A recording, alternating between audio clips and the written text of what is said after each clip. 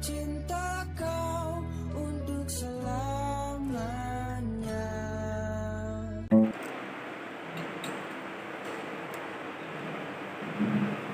Bismillahirrahmanirrahim. Alhamdulillah wassalatu wassalamu ala Rasulillah wa ala alihi washabihi wa man wala. La haula wa la quwwata illa billahil aliyyil azim. Asyhadu an la ilaha illallah wahdahu la syarika lahu wa asyhadu anna Muhammadan abduhu wa rasuluhu la nabiyya ba'dahu. Allahumma shalli ala sayyidina Muhammad wa ala alihi washabihi wa barik wasallim. Usikum wa nafsi bittaqullah. Qala Allah ta'ala fil Qur'anil Karim. A'udzu billahi minasyaitonir rajim. Bismillahirrahmanirrahim. Ya ayyuhalladzina amanu ittaqullaha haqqa tuqatih wa la tamutunna illa wa antum muslimun. Ya ayyuhan nasu ittaqu rabbakum alladzi khalaqakum min nafsin wahidah wa khalaqa minha zawjaha wa batha minhuma rijalan katsiran wa nisaa wa taqullaha alladzi tasaaluna bihi wal arham innallaha kana 'alaikum raqiba. Rabbi shrah li sadri wa yassir li amri wahlul 'uqdatam min lisani yafqahu qawli. Amma ba'd.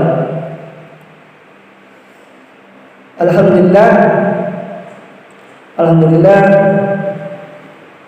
di siang ini kita semua masih diberikan oleh Allah kesempatan untuk melanjutkan itu, dan kita semua yang ada di sini mendapatkan amanah untuk menghadiri majelis yang mulia ini dan melakukan sholat Jumat berjamaah untuk kesekian kalinya dalam hidup kita, manakala sholat Jumat ini adalah warisan dari baginda Nabi besar Muhammad SAW. Nah, di siang kali ini saya selaku khatib ingin berpesan kepada diri saya sendiri dan para jamaah bahwasanya kita semua sedang berada di akhir zaman ya Bapak-bapak. Jadi akhir zaman ini luar biasa ujiannya, banyak fitnah-fitnah, bencana alam, semua terjadi di akhir zaman ini. Tetapi yang perlu saya garis bawahi, saya ingin mengajak para jamaah untuk senantiasa bersyukur kepada Allah dalam keadaan apapun. La in syakartum la azidannakum wa la in kafartum inna adzabi lasyadid. Barang siapa yang bersyukur kepadaku, maka aku akan menambah nikmat kepadanya. Ini janji Allah. Janji Allah itu tidak pernah ingkar. Kemudian kita lihat ayatnya, barang siapa yang tidak mensyukuri nikmatku, ingat, kata Allah, ingat di surat Ibrahim ayat 7 bahwasanya siksaku sangat pedih. Bersyukur itu mudah ya Bapak-bapak. Tidak perlu menunggu punya rumah, tidak perlu menunggu punya Alphard, tidak perlu menunggu punya motor yang kita idam-idamkan seperti motor gede yang mahal dan sebagainya. Kita dapat makan saja, alhamdulillah, sudah sangat bersyukur ya. Dan yang paling patut kita syukuri itu yaitu yang pertama para jemaah, yaitu kita semua yang ada di sini ditakdirkan dan dikawal di dalam diri kita ada kalimat la ilaha illallah. Kenapa?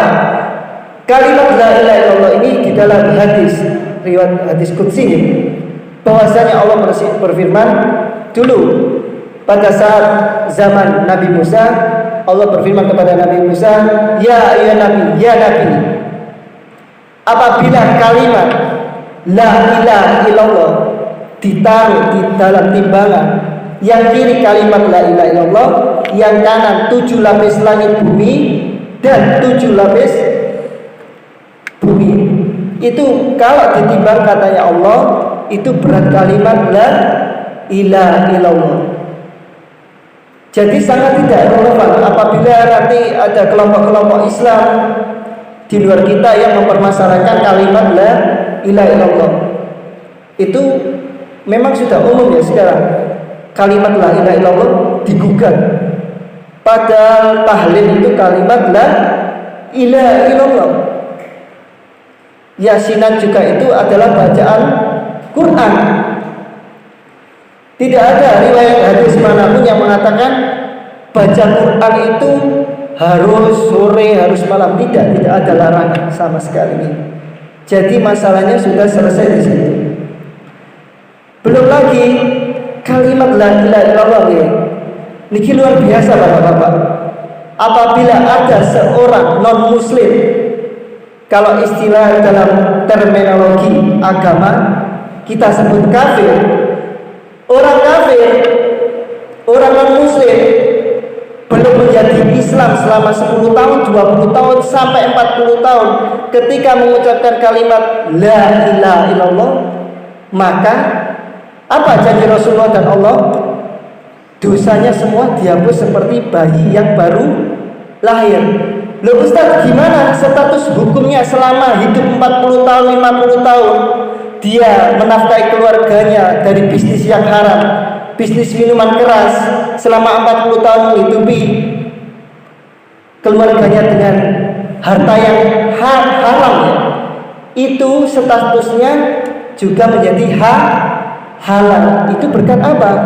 Kalimat la ilaha illallah. Makanya qala Rasulullah sallallahu alaihi wasallam, Rasulullah bersabda apa di dalam kitab Bukhari Muslim? Miftahul jannah la ilaha illallah. Kunci surga itu la ilaha illallah. Loh salah, kunci neraka kok enggak ada. Kenapa kunci neraka enggak ada?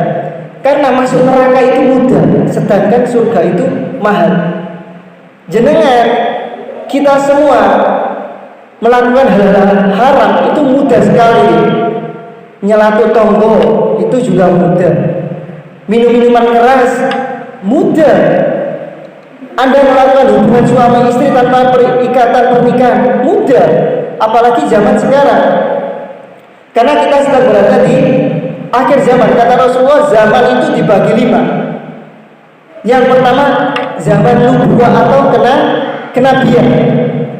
Zaman kenabian ini mulai dari Nabi Adam sampai ditutup dengan baginda Nabi besar Muhammad sallallahu alaihi wasallam. Zaman kedua, zaman khilafah ala minhaj an nubuwah, yaitu zaman kekhilafahan. Ada siapa khilafah yang kita kenal? Ada Abu Bakar As-Siddiq, ada Utsman bin Affan, ada Umar bin Khattab, Sayyidina Ali.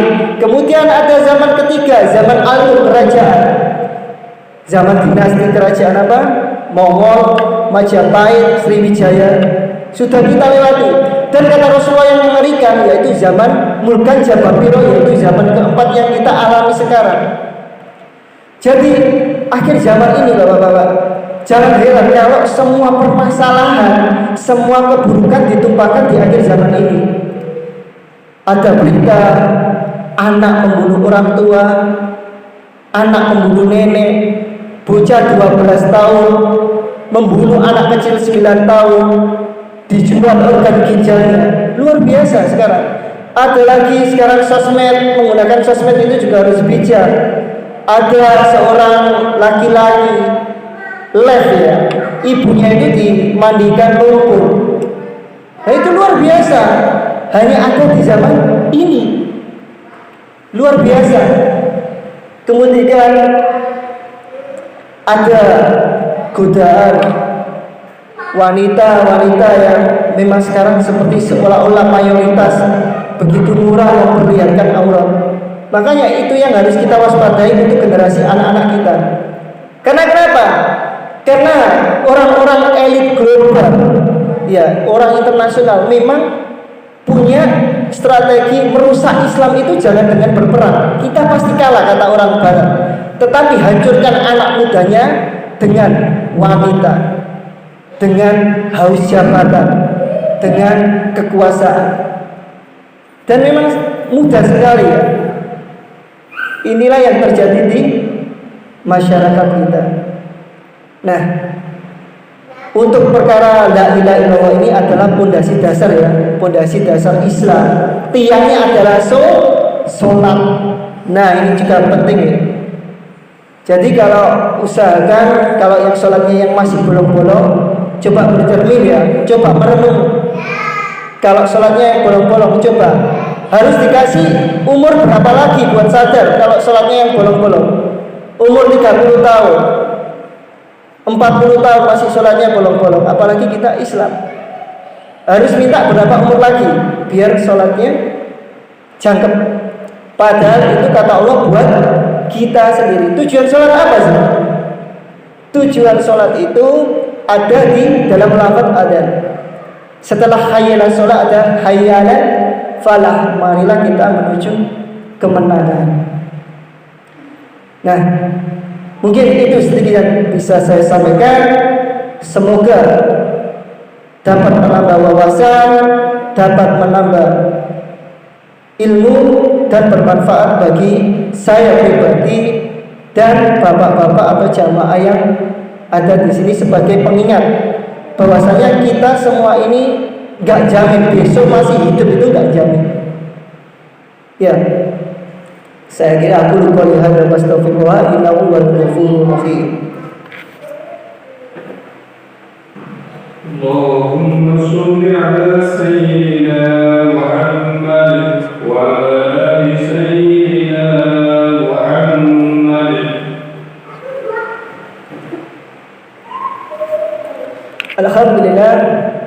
Alhamdulillahilladzi rasula bil huda wa dinil haq liyudhira ala dini kulli walau karihal musyrikun. Asyhadu an la ilaha illallah wahdahu la syarika lahu wa asyhadu anna Muhammadan abduhu wa rasuluhu la nabiyya ba'da. Rabbi shrah li sadri wa yassir li amri wa hlul 'uqdatam min lisani yafqahu qawli.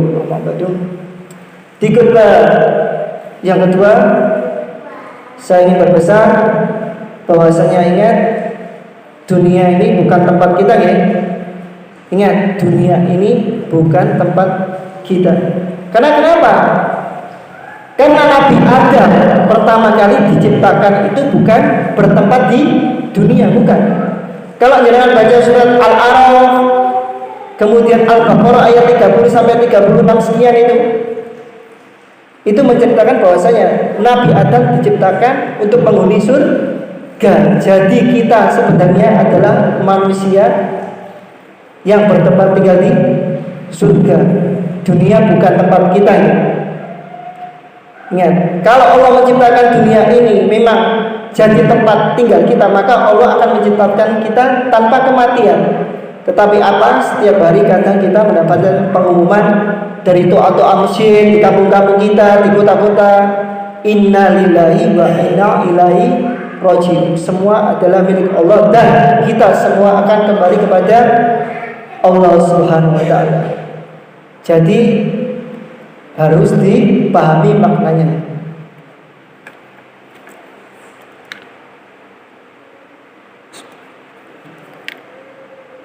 Bismillahirrahmanirrahim. Itulah yang bisa saya sampaikan. Mari di sela-sela terakhir berdoa bersama untuk kita semua ya.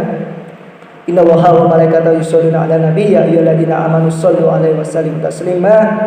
Allahumma fir lil muslimina wal muslimat wal mu'minina wal mu'minat ahya'i minhum wal amwat innaka sami'un qaribun mujibud da'wat wa ya qadiyal hajat. Rabbana dzlamna anfusana wa la taghfir lana wa tarhamna lanakunanna minal khasirin. Rabbana hab lana min azwajina wa dhurriyyatina qurrata a'yun waj'alna lil muttaqina imama. Rabbana taqabbal minna innaka antas samiul alim wa tub 'alaina innaka antat tawwabur rahim. Rabbi habli minas sholihin, Rabbi habli minas sholihin, Rabbi habli minas sholihin ya Rabb. Rabbana atina fid dunya hasanah wa fil akhirati hasanah wa qina adzabannar. Sallallahu alaihi wasallam Muhammad wa ala alihi wa barik wa sallim. Subhanaka rabbika rabbil izzati amma yasifun. Salamun alal mursalin walhamdulillahi rabbil alamin. Wa la dzikrullahi akbar. Aqimis shalah.